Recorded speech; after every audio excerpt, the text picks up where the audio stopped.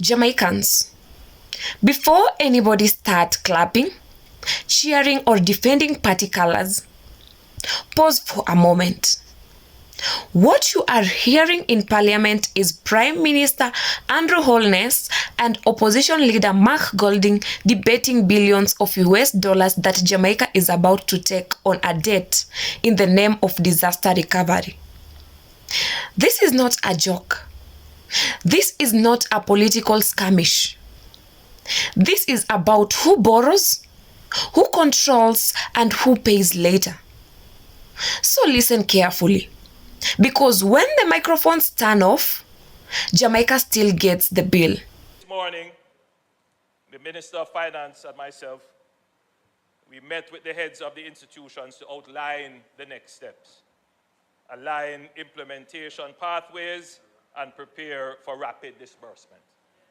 Madam Speaker, the message from the IFIs, that is the international financial institutions, could not have been clearer.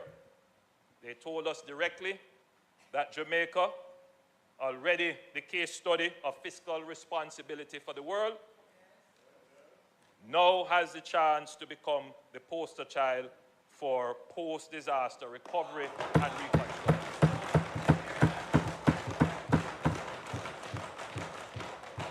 They commended the government for the decision to establish the National Reconstruction and Resilience Authority, NARA, noting that few countries act so quickly to set up a modern, best practice central coordinating body to drive recovery with discipline, transparency, inclusivity, and a long-term vision.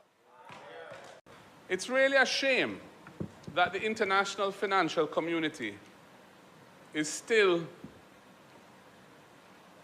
approaching the mitigation of the effects of climate-induced disasters on countries like ours by financing packages that are largely based on additional debt.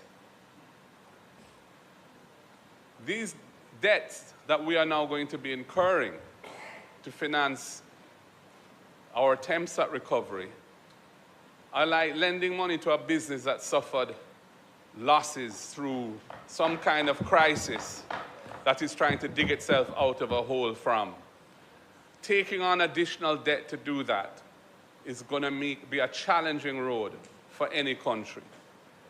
Therefore, I don't think it's appropriate to treat these announcements in a triumphant way. We are going to be incurring the costs of paying back this massive additional borrowing in years to come. We are in a country which has spent the last 15 years seeking to get ourselves out of a debt trap, where we've had to run massive primary surpluses every year consistently to reduce our debt to GDP ratio, with a target that's written into our law incidentally by a government from this side, which we were anticipating would have been met this year before Melissa struck us. And now we are facing a new era of massive incremental borrowing. If you look at 3.6 billion US of sovereign debt, that's over 25% of GDP of additional borrowing.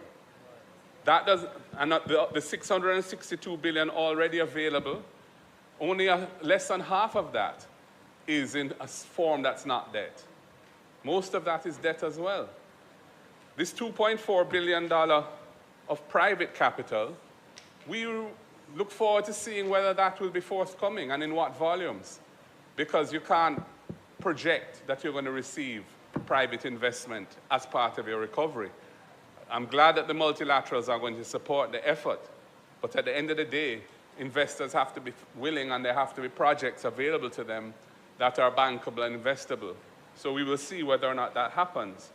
But the reality is that only 12 million US out of how much? $7 billion is grant funding. Only 12 million US out of over 6 billion of programmed US funding is grant funding. That is the world that we as Jamaicans, both you on that side and us on this side, have to navigate. The institution which has been announced to oversee the recovery process, which does not yet exist. It is just an announcement thus far. This National, I think, Resilience and Recovery, or Recovery and Resilience Authority, NARA,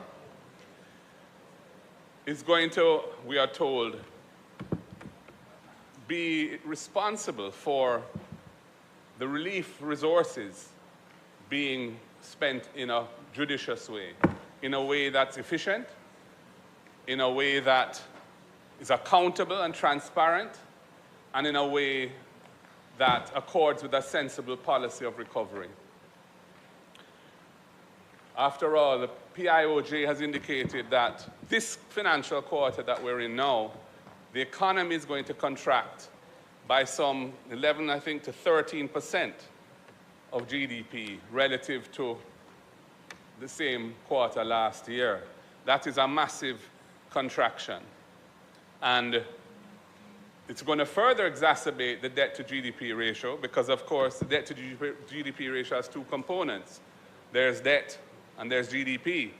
So what we're seeing here is that debt is going to be growing dramatically and GDP is in the process of a free fall as a result of this terrible calamity that has hit us.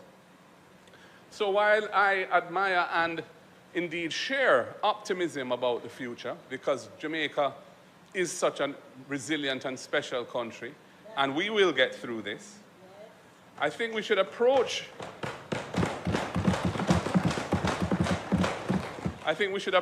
an announcement like this with some sobriety. This event has caused us to retrace our steps substantially from the economic path we were on, and which the nation incurred substantial sacrifices to get to where we were. I'm not blaming the government for Melissa. That would be absurd. I'm not blaming the government for seeking resources to fund the recovery. It's going to be necessary to get those resources. I am just making the point that this is not something to celebrate. This is not something to gloat about. This represents a substantial setback for Jamaica, and it represents if it's not administered properly, it could permanently weaken our future prospects and damage the country's future. Which is all the more reason why the composition of this recovery authority is important. I wrote to the Prime Minister on the day after the hurricane to suggest the establishment of a task force with broad-based representation, leaders from the private sector and business community, leaders from the churches, leaders from the NGOs, and representatives from the government and the opposition. The concept of NARA is consistent with that. However, I've heard nothing from the Prime Minister as to the role of the opposition in NARA. We heard it will be broad-based, but there is no inclusivity in the dialogue around how it is to be constituted. The likelihood is that we will not be included in it. That is what I'm hearing from the other side in their responses to me, their sotto voce remarks. All I can say is, Prime Minister, the opposition represents some 400,000 voters who voted for us, 28 constituencies, and our presence in the recovery and our participation in the recovery, you'll be well advised to seek in a genuine. So, Prime Minister, the point I was making is, I think you would be well advised to seek in an authentic way the inclusion of the opposition in the governance arrangements over which these funds will be administered on this recovery, because Jamaica is facing an unprecedented disaster, the scale of which is indeed awesome and frightening to those who have to encounter it on a daily basis in several parishes across the land. So, Prime Minister, I wait to hear your thoughts on this. I have asked you about it for a month now. You haven't indicated to me your views, but I'm putting to you today again what I consider to be the optimal approach to dealing with this particular matter. His concern is that, yes, you may say that $2 billion is available in private sector loan, but are there the matching investments ready to take it up? And investors. And my answer to that is yes. Because the government of Jamaica was already in the process, because of our public investment appraisal process, where we have to develop projects way in advance. In addition to investors who have been coming to the government to say, we want to do this and we will fund it, and we have to be saying, yes, we understand. If you want to partner with us, you have to understand that we have to keep within our fiscal limits. And therefore, there are projects that are lined up waiting for fiscal space to be executed. So, which is why I've been saying that, yes, it's a disaster, but it has also created an opportunity for us to fund projects that have been on the track waiting to get fiscal space to be operated.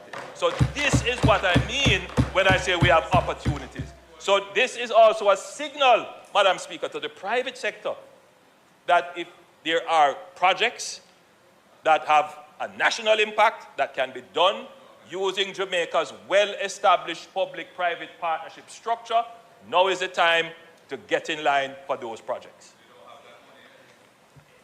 The leader of the opposition is saying in a sort of a way that we don't have the money.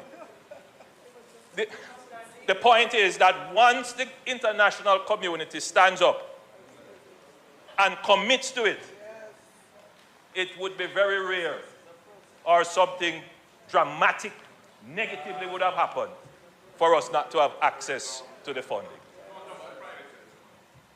I'm saying the private sector money. They have committed an envelope. And once they have committed that, it is then up to us to meet the envelope. And so I'm confident that we will be able to meet the envelope for the private sector funding. How do we, as a small nation, Madam Speaker, stand on our own 2 feet?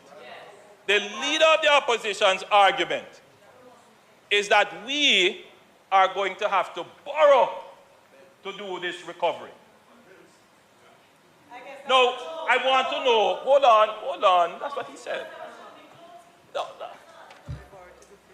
The leader of the opposition made the point that we are going to have to borrow to do the recovery. And you have made the exact point. Yes. So what else would we have to do? What else would we have to do? Which shows you the inconsistency of his arguments. But here is the problem now, Madam Speaker. How do we borrow? If it were 20 years ago, 30 years ago, we would not be able to approach the IFIs. We wouldn't even be able to approach the international community. But, Madam Speaker, even if we were able to approach the international community, it would not be on concessionary terms. It would not be in a structured way as this. Madam Speaker, every country borrows. The real issue is, what are the terms on which you borrow? And it is the first time in a long time, in over 50 years, that Jamaica is able to approach the international community and be able to get these loans at concessionary and structured rates.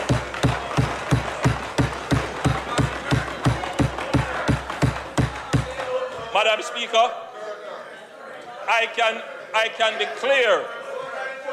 I can be clear with the House that our preferred approach is to engage with the international financial institutions, because invariably their terms are much better than private markets, and they support technical development, and they engage a structured program.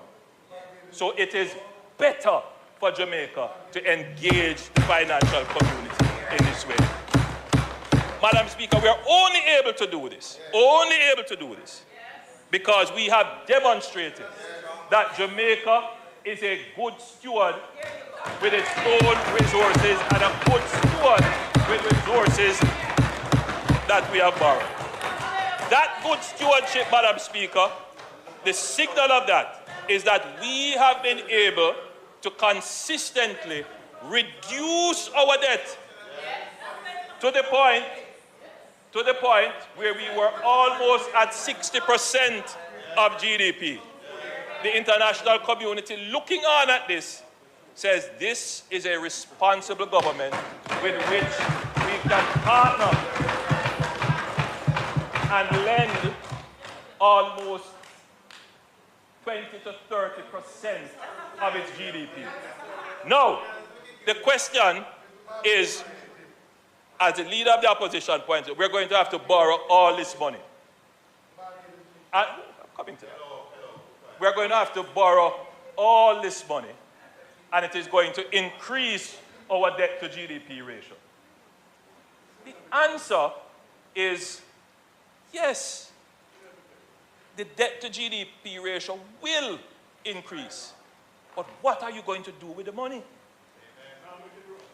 If you don't use the money wisely, then you are stuck with high debt. If you use the money wisely, you can expand your GDP and pay back your debt, and you're in a better position. And that is why, so I'm coming now to the question of NARA, of setting up NARA. So, from a week after the disaster, we anticipated this, and we decided that we would have to establish an entity that will be able to use the funds as quickly as they become available. Because a part of the discussion with the IFIs is that the funds have to be made available at a fairly rapid pace. In other words, it couldn't follow the elongated processes.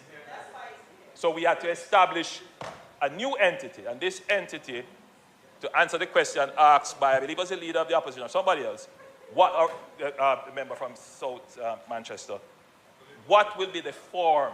What form will the entity take? This is where we are now in terms of studying the various options available for its structure. Should it take an executive agency form? Should it become a statutory entity?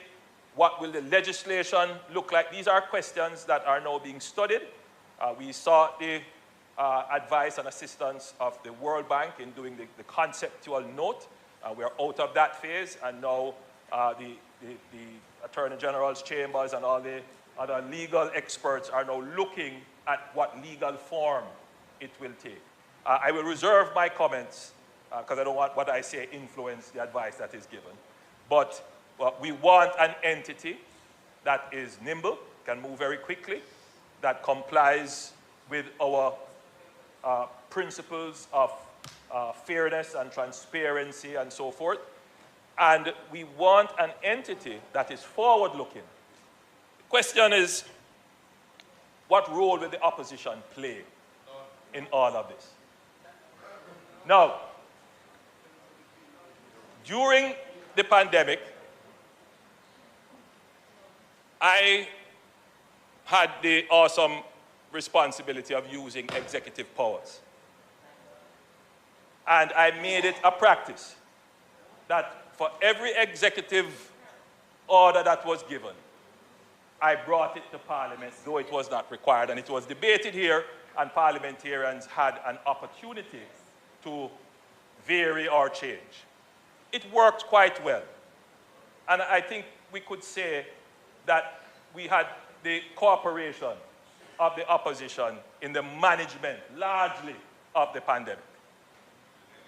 When the leader of the opposition and myself met, he expressed to me that he would want to have a role in the recovery, and that was not something that I objected to. I still, however, have to figure out how does that work. The framework of our system is we have a parliament.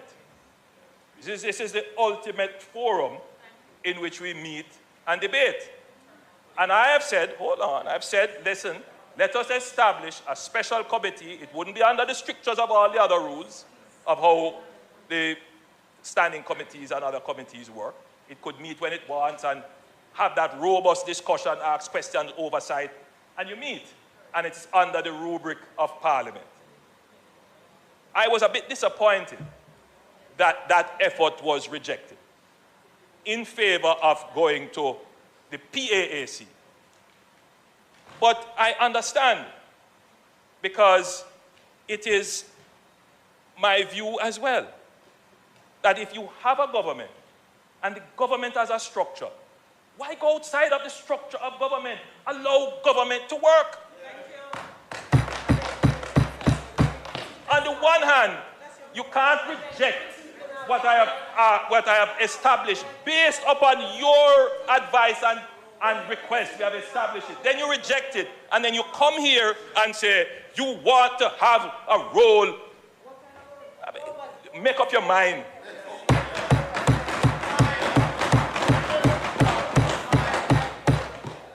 I am not here trying to hog up everything and do everything by myself. God knows I would prefer that everything were done in a way where everybody carries some of the weight. But let's not try to make political mileage and gain out of a disaster. Let's not do that. No, the establishment of the NARA, as spotted by the member from South Manchester, has to be within a legal framework. And I have to go figure out now how that legal framework can incorporate a member of the opposition or members of the opposition in how that is administered. No. Hold on, member. There is a precedent which I have been thinking about, but I don't know if it has worked. Again, the member from Manchester South would immediately recall that the National Security Council was established in this way, where a member of the opposition from time to time was invited to sit on the National Security Council. Hold on, man. The Disaster Risk Council is an established position. And we have always said, let us use that. But you won't want to use the Disaster Risk Council. You want me to go now outside of the established structures and set up another structure. That's what you want me to do. No, I am making my point. The Prime Minister is again misleading the House. We have never objected to the use of the Disaster Risk Management Act and the Disaster Council, Risk Management Council, Disaster Risk Council, as the framework for dealing with disasters. We have perhaps objected to some of the things that happened during the pandemic in terms of the use of orders to create criminal offenses, but that's a different matter. The framework itself is robust and sound. It has been marginalized and put into OPM. And NARA is being established as a new framework. And all I'm saying is, if you want this to be a national effort, it would be a good idea, in my view, to include the opposition in the governance structure of NARA. If it's a statutory body, all you have to do is in the schedule which establishes its composition, include 1 or 2 members appointed by the leader of the opposition. That is standard, it is done. There are many examples in our law of that, many, including things like the Early Childhood Commission and the Parenting Commission. The Disaster Risk Council itself has the leader of the opposition as a member. And there are many, many others. So there's no rocket science to do this. It's just a question of political will and whether you think it's appropriate or not. And clearly you don't. So again, the attempted clarification has not made the position of the opposition any clearer to me. When we met, I explained that there is the Disaster Risk Management Act, which already incorporates the leader of the opposition. The leader of the opposition went out and said, we want a different management structure, even before I had announced NARA. No, Madam Speaker, I want to be clear. I want to be clear. At the start of my presentation, Madam Speaker, I went to great lengths to explain that the disaster is being managed in 3 different lines of effort. The management of the relief is under ODPEM and the National Disaster Risk Council. The management of recovery is also partially under ODPEM and the National Disaster Risk Council. Some parts of it are privately led, for example, JPS or the telecommunications. They are incorporated. The reconstruction effort, however, by virtue of the time it takes, the funding that has to go to it, is not considered a part of the disaster management, as it were. Because once you go through relief, then you go through recovery, then now you're into reconstruction. And so the reconstruction is a separate phase that has to be managed in a particular way. It has to have not just oversight, but executive functioning. And that's a big difference. Now, before the leader of the opposition attempted to clarify and broke my thoughts, I was about to say that there are some examples of participation of the opposition in advisory functions, not in the executive functions of government. I pointed out the National Security Council for one,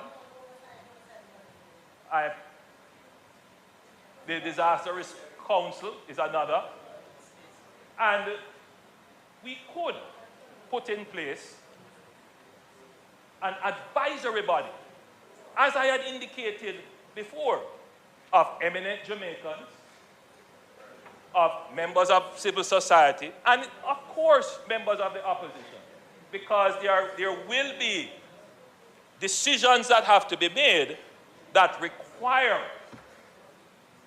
strong political and social decisions. So we already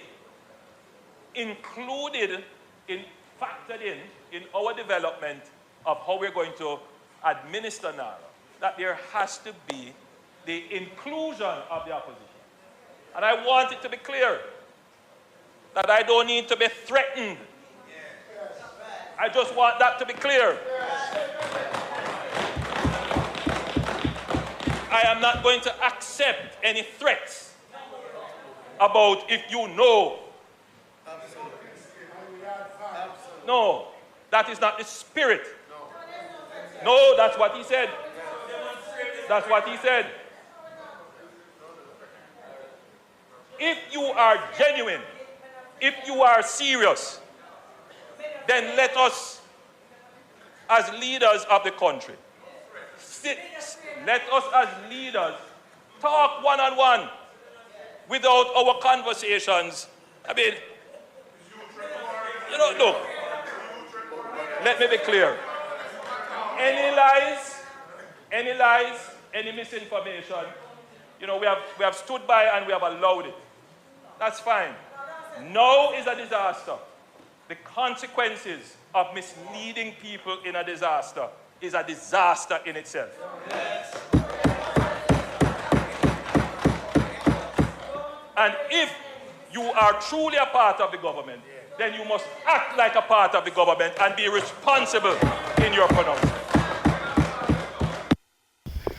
Jamaicans, let us slow this down and deal with facts, not applause. What we are witnessing in Parliament is a serious exchange between Andrew Holness and Mark Golding over Jamaica's recovery after disaster and how it will be financed. Mark Golding makes a point that cannot be ignored. Out of over 6 to 7 billion US dollars being announced as recovery funding, only 12 million US dollars is grant funding. Everything else is borrowed money, loans, debt, and repayment. Golding is blaming the government for the hurricane. He says that clearly. He is not opposing recovery funding. What he is warning against is celebration. Jamaica spent the last 15 years clawing its way out of debt trap, running painful primary surpluses, limiting spending, and making national sacrifices. Now, at the same time, the Planning Institute is projecting that the economy could contract by 11 to 13%. That means debt is going up while GDP is going down. That is not victory. That is risk. Golding also raises a governance issue. The National Reconstruction and Resilience Authority, NAR, does not yet exist in law. It has been announced, but its structure, powers, and compositions are still being designed. He urges that if billions are to be borrowed and spent, oversight must be broad-based, and the opposition must be included in the governance framework, not sidelined. Now let's deal with Prime Minister Andrew Holness' response. Holness says borrowing is normal. Every country borrows. The issue is not whether Jamaica borrows, but how Jamaica borrows. He urges that Jamaica is now trusted by international financial institutions and can access concessionary structured financing, something that was impossible decades ago. He says clearly that debt will rise, but if money is used wisely, GDP can grow and debt can be managed. Holness also stresses speed. Disaster recovery cannot wait on long bureaucratic processes. People need infrastructure restored, livelihoods rebuilt, and services returned quickly. On the question of inclusion, he urges that oversight should take place through parliamentary mechanisms, not by embedding opposition members in the executive authority managing reconstruction. So this is the real divide. Mark Golding is warning about long-term debt and weak oversight. Andrew Holness is urging for credibility, speed, and growth-led recovery. Both positions carry consequences. Here is what Jamaicans must understand clearly. When disaster strikes Jamaica, the world does not show up with grants. They show up with loan agreements. Calling it assistance does not remove the repayment. Calling it concessionary does not make it free. This decision will shape Jamaica's finances for years, possibly decades. This is not the time for party chest beating. This is not the time for propaganda. This is a time for transparency, accountability, and serious national oversight. Because every dollar borrowed today is a dollar that must be repaid tomorrow. And Jamaica cannot afford to get this wrong. If you value clear discussion without party spin, like this video, subscribe to the channel, and share this with someone who needs to understand what's really happening. Jamaica first, always.